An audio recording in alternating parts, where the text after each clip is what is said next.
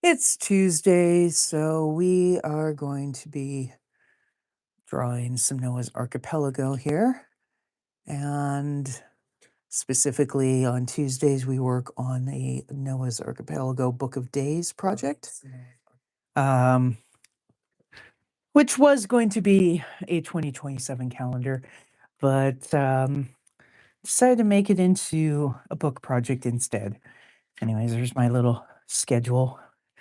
So this is based on um, this sketch that I did a few months ago now, which is going to be Ursula going trick or treating as a Roman charioteer.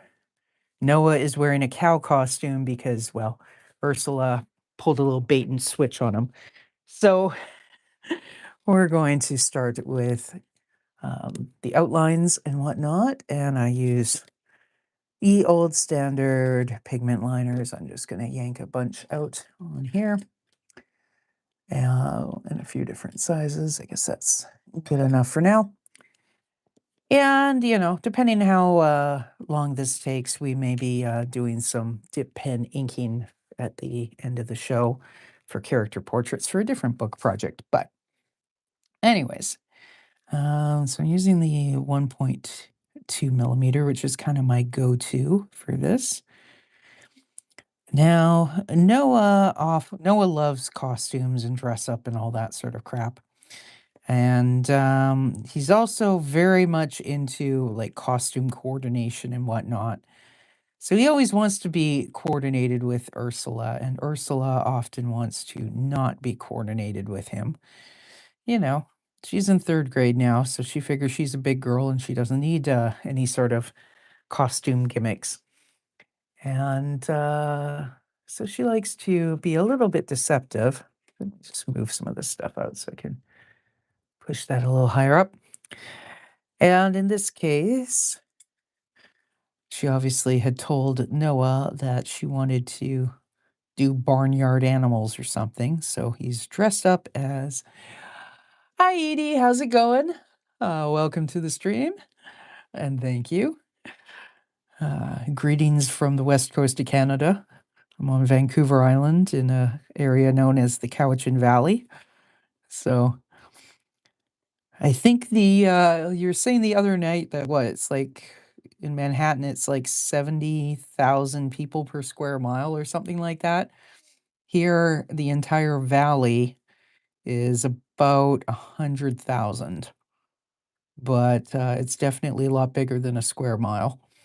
We have one town in here called Duncan, where the overall Cowichan Valley is the municipality of North Cowichan, and like 100 and some odd years ago, a group of citizens got pissed off at North Cowichan and decided to make the city, we'll use that term loosely, of Duncan, which is, I think, it's shaped like an amoeba, but it is a square mile, and I think there's all of 5,000 people in that square mile. So a little bit different density wise. 74,000. Oh, whoa. And I thought Vancouver was crowded. I mean, obviously, New York's vastly bigger, but I don't know what Vancouver's density is. Well, it would depend on which part of the city, because downtown, I mean, they're packing in the condos and whatnot and have been for a while. Every year they get a little bit smaller, but then you still have, the suburbs like where I grew up in Richmond. There's still, I'd say, probably half of it's still single family houses on suburban lots, even though there's a lot more condo buildings and townhouses and whatnot that have been built over the last like 20 years, but it's still fairly suburban. So that's why we have such tall buildings living on top of each other. Yep. And then the whole depth underneath that with like the subway system and all the infrastructure, right? I've seen the odd documentary talking about how far down you have to go to get to bedrock that's not got tunnels through it for one purpose or another, as Kinda crazy, actually.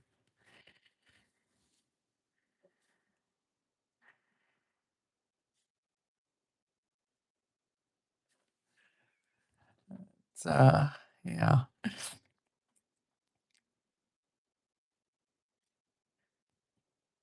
Yeah, all the it's funny, all the little towns out here have delusions of grandeur that someday they're gonna be big cities, but they don't have the infrastructure or anything.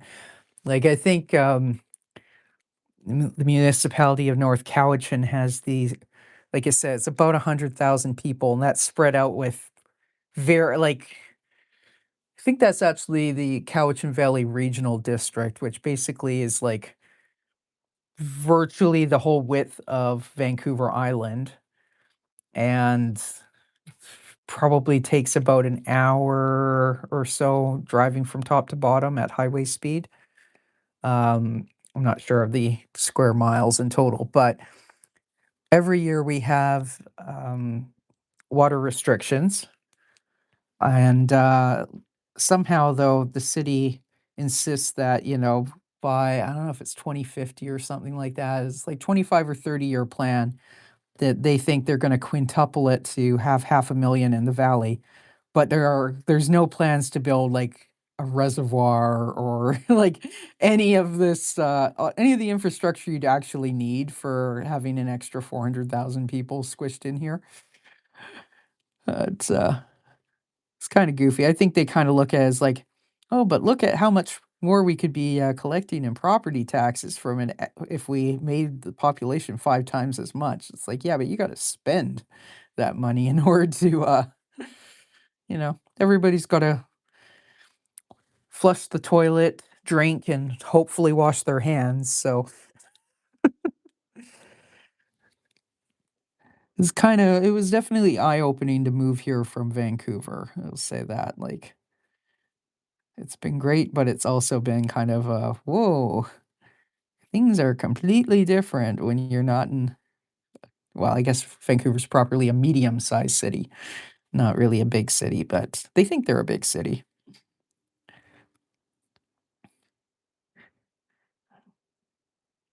It's, so we got Ursula there with her, little laurel leaf, thing. I think I will kind of pause before I get too far in. I mean, that's not gonna smudge with my hand, but let's draw in the kiddos on the other side of the street. Very small, but these kids, I'll see when it comes time for coloring in. I may kind of leave them and do them with penciled crayons. Because sometimes, especially for the really fine detail, I find the alcohol markers you like to use bleed, so you might kind of make a mess of things. They'll need a bigger sewage treatment plant too. Oh, yes. Oh, well. You want to hear a crazy story? Okay. So the biggest city on Vancouver Island is Victoria, which is like the provincial capital. I think I want to say Victoria's 500,000 people, but it might actually be smaller than that. But anyways, the ongoing joke is that, Victoria is, like, one of the most, environmentally conscious populations, and has been for a long, long time, but they were still I'm not sure what year they stopped, but they were still pumping raw sewage out into the ocean until, not that long ago, maybe 10 years. Um, because I remember hearing stories that, they spent, like, 15 years just studying and determining where might be a good place to put a sewage treatment plant. It was, like, all these crazy delays on all that sort of stuff. So it's like, yeah, save the whales, but also let's pump their home full of all this crud, you know? In my town, they do have a sewage treatment plant, but it's a very small one, and it's the kind that's basically open tanks. So if the wind's blowing the wrong direction anyways, Fortunately, I live where usually the wind's blowing from the other direction. So, but yeah, it's kind of crazy, how much hasn't really been thought about yet. Um, and I get it that it's kind of like a catch-22 because they can't afford it on the taxes they collect from the current population, but they're not gonna get the bigger population until they have, more infrastructure. So I get that it's a catch-22, but it's always kind of nobody really asks the questions of where is the water for all these imaginary people going to come from? Also, at some point, you would need to have, more going on. Otherwise, why would they want to move here? We're basically, I think, I think it's something like 25% of our population drives an hour south to Victoria for work. So we're essentially like a sleeper um, commuter town. Um, Even though we're an hour's drive away, which, obviously a lot of places I mean, like, when I lived in Richmond, at 3 in the morning, it was a 20-minute drive from Richmond to downtown Vancouver. During the daytime, it was an hour and a half, you know, sometimes 2 hours, um, but, distance-wise, it was actually very, close, but it's kind of fun to sort of see how You know, a lot of things kind of take forever to get, sorted out. Uh, they just had some kerfuffle with because it's a pretty rural community, um, in a lot like, surrounded by big farms and even, mixed in between the different towns and whatnot, and, they had some kerfuffle where the regional district wanted to put in a bunch of new like land use rules that were really gonna screw over the farmers and whatnot. So there were a lot of like protests earlier this year, and right now they've kind of been like, "Well, we're gonna put these on hold until October because October is the municipal election." So I guess they hope that they'll get reelected, and then they can say they have a mandate or whatever. Anyways, um, but it's a area that's kinda caught in between where, uh, they like to think of themselves as being a lot bigger and more urban than they actually are. That's Of course, I have friends who've lived here their whole lives, and the stories they tell me, it's like, "Oh, I guess it is way more built up now than it was,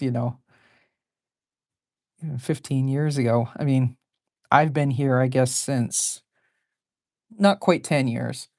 And definitely a lot of things have changed in the time I've lived here, so kinda reminds me of, what Richmond was like in the late '80s, early '90s when I was a kid. So and they're kind of right on schedule where they're already building, five-story condo buildings, which be tiny for New York, but, it's massive development for here. So, uh, anyways, usually when I'm doing these outlining bits, I usually like using the 1.2, but based on Ursula's hair, that's a little bit thick. So I'm kind of going and doing everything with the point 0.7. Can always go back and make the lines a little fatter. But the scale on this one is a little bit tighter, or rather, the figures are tighter because the size, we're looking across the yard and whatnot, is bigger. So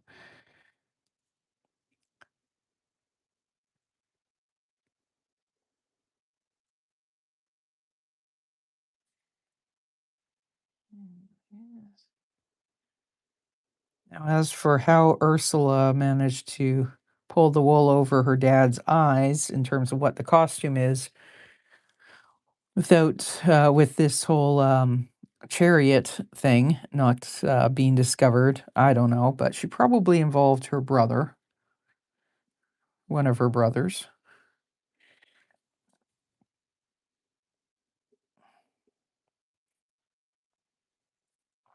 Alternatively, she may have involved her grandmother, Noah's mother-in-law, because the idea is Noah and his family live in the guest house of his mother-in-law, and the mother-in-law doesn't really care for Noah, so, you know you know how that tends to work out. So it's entirely possible that Agnes hid the chariot, possibly even ordered it.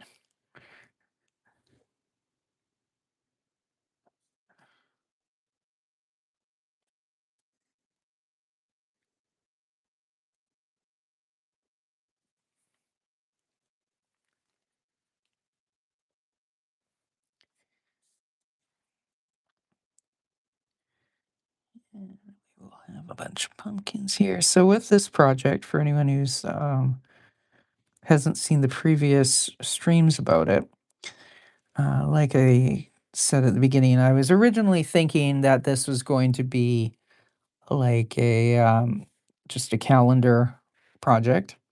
And I was kind of thinking, well, it ends up being that somebody misses out when it's first sold or whatnot. That becomes, well, literally dated very quickly. And it's like, well, you don't really want to just reuse all your illustrations year to year for your calendar. You want to do new ones, etc.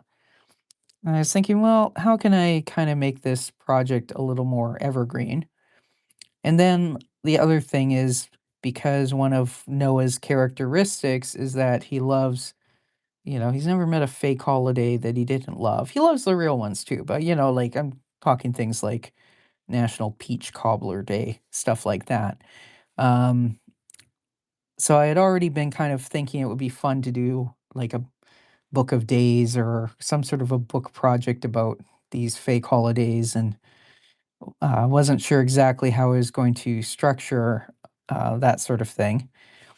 But then I thought, well, why don't I just turn the calendar into the book of days, and then all of these, what would have been each month's picture in the calendar version, will just end up being like chapter headers. So obviously this one's going to be for October, and then we'll have like a page talking about holidays that in October that change. For example, Canadian Thanksgiving is the second Monday in October. Um, and then sort of go through the month. I'm not going to do an exhaustive list because, of course, depends where you live and so many other factors. But I'll pick some of the most somewhat the most common ones. Like obviously, I'll have some stuff about like Easter or whatnot. Um, but also some of the weirdest ones. Like there's a holiday, I think it's in June, maybe, or maybe it's October, called Wear Something Gaudy Day. So having those kind of little write ups, and we'll probably do some more illustrations on the book as well. But the first phase that we're working on now is just going to be the monthly illustrations. And then I got to figure out which of the holidays are going into the book. And do the write ups and all that, and then I'll decide from there what other kinds of illustrations I may need to put in the book. And then we'll come back for a phase two and do a bunch of smaller ones. First Friday in June is National Donut Day here in the USA. Oh, well, that's a holiday that both Ursula and Noah can agree on. Noah's wife, Ruth, probably not so much. She'll want, I know there's like a National Salad Day. There's definitely a National Caesar Salad Day. Um, I started making a list. I don't have it here in front of me, but I kind of went through a few different websites that list these things and started writing them down. I think I got through March just in notes, but Donut Day is definitely going to be on the list. Friday in June. I'm just making a note right now so I don't forget it. And I know, like, for, like, pizza day, I think there's a few because I know there'll be, there's a national Hawaiian pizza day, like, and some other, like, specific types of pizza kinda holidays, but, it seems to me I've seen a couple days at different times of the year marked as, "This is National Pizza Day." So, Ursula loves pizza, so she's going to observe all of them.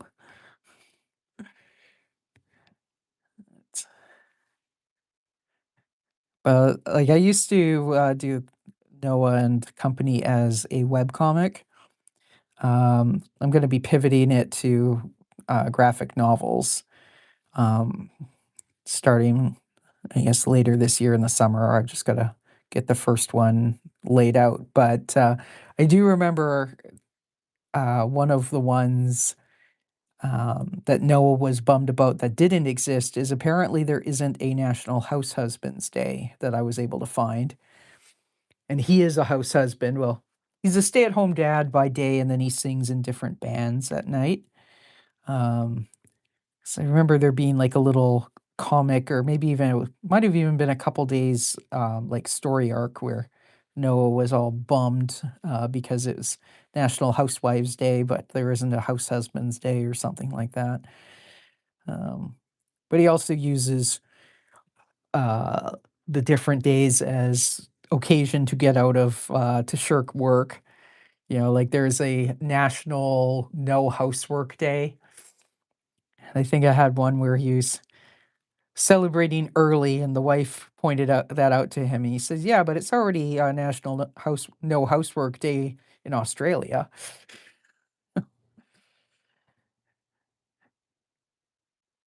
Kind of started, I think, a few times where I was a little running out of ideas or running late or something, but then it became a running gag. So let's see, draw on his cow spots.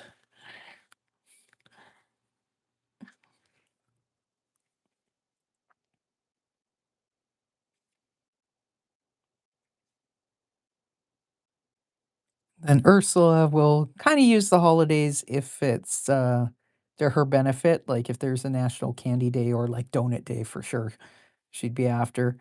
Um, but otherwise, kind of doesn't care.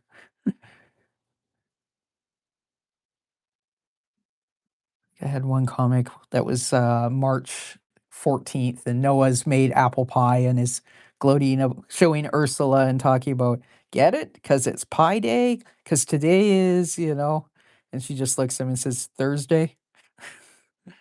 Anyways, and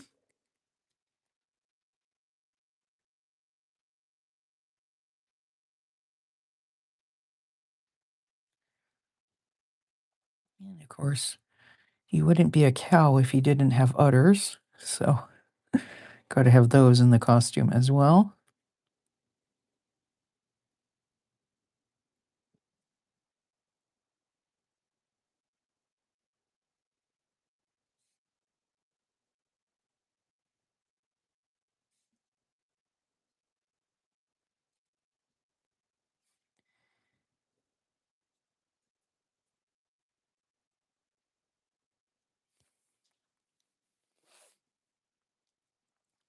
What I'll probably do before, thickening up any of the lines is I'll go and use the markers and, color everything in, because then, if the marker bleeds a little too much, then that's obviously prime location to be doing a fatter line. So, I've got step there. Here we go.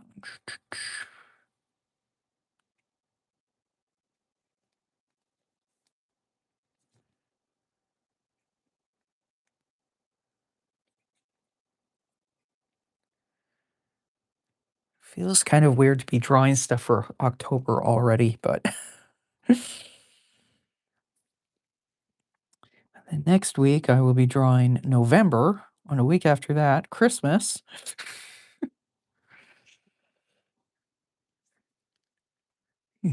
She wouldn't be a cow. Yeah, exactly. Well, yeah, exactly. I mean, I suppose Noah ought to be wearing a bull costume, but, that wouldn't be very family friendly, I suppose. So he's wearing the, she costume with the cow udders.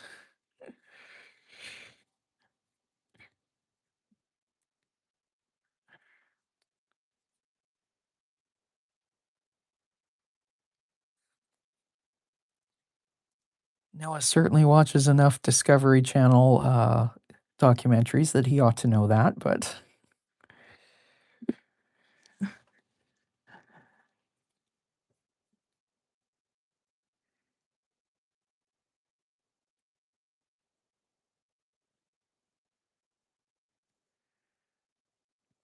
I haven't had a chance to watch it yet, but I saw Garden Answer posted a video sometime this week about planting, all their, pumpkins. I think, she said they planted 105 hills of pumpkins, so it's gonna be one of those videos come September, October, where you just watch 3 videos in a 3 days in a row of just harvesting hundreds and hundreds of pumpkins, which is always entertaining for me because I cannot be bothered to try and, grow pumpkins. I tried it 1 year and it did not work.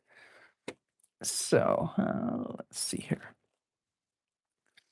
Now I have my extra little piece of Bristol board here that I test my marker colors out on. And, let's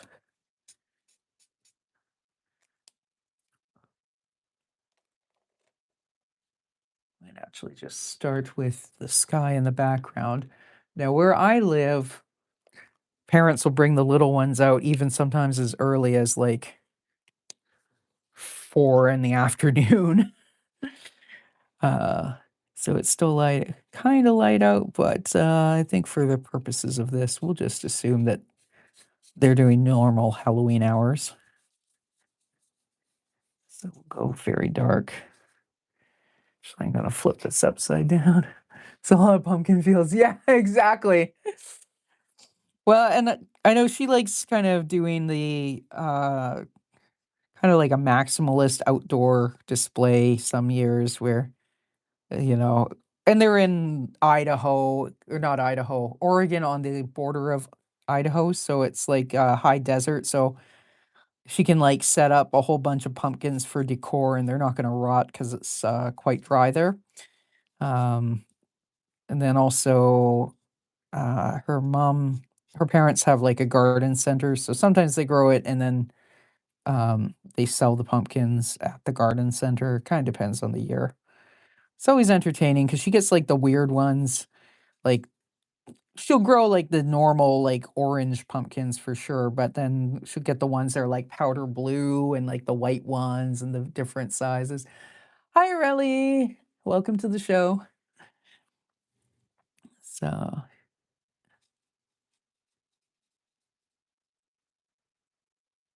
it's kind of fun to see other people's gardens and compare. Although I know some people, because like Garden Answer, she's got like 12 acres or something like that, and it's all manicured. Of course, well, it's not all manicured, but it's mostly manicured. But that's, the business is making YouTube videos about the garden. I know some people get a little like, I can't relate to this. It's like, yeah, exactly. But then I wouldn't want the upkeep even if I had that much land. So it's like, it's fun to watch somebody else deal with all the weeds and all that other stuff and enjoy it that way.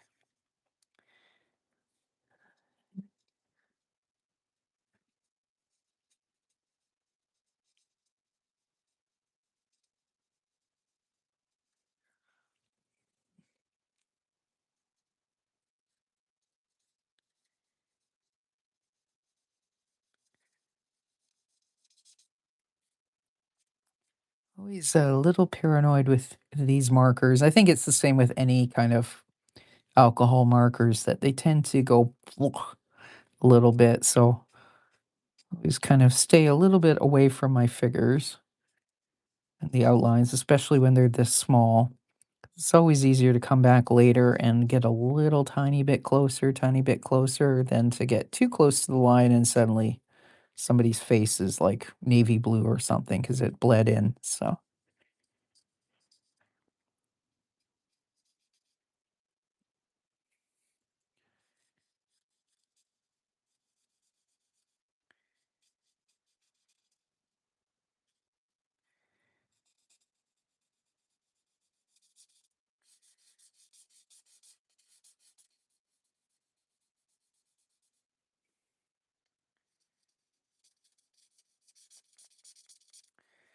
whereas now I'm far enough away that I can use the fatter tip that gets the job done a little faster.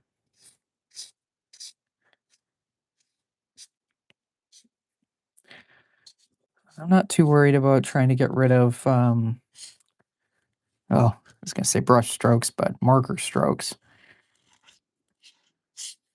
Just call that part of the style. So now we've got kind of established that it's dark out. And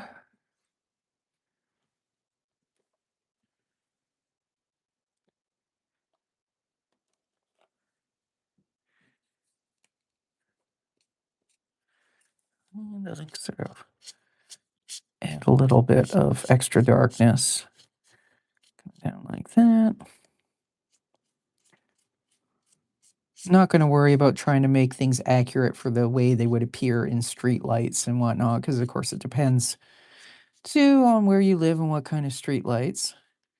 Here we still have the ones that are pretty orangey, but I know Richmond was starting to replace some of theirs with like bright LEDs that were kind of almost white looking. I suspect that experiment might have eventually gotten squashed because there's some like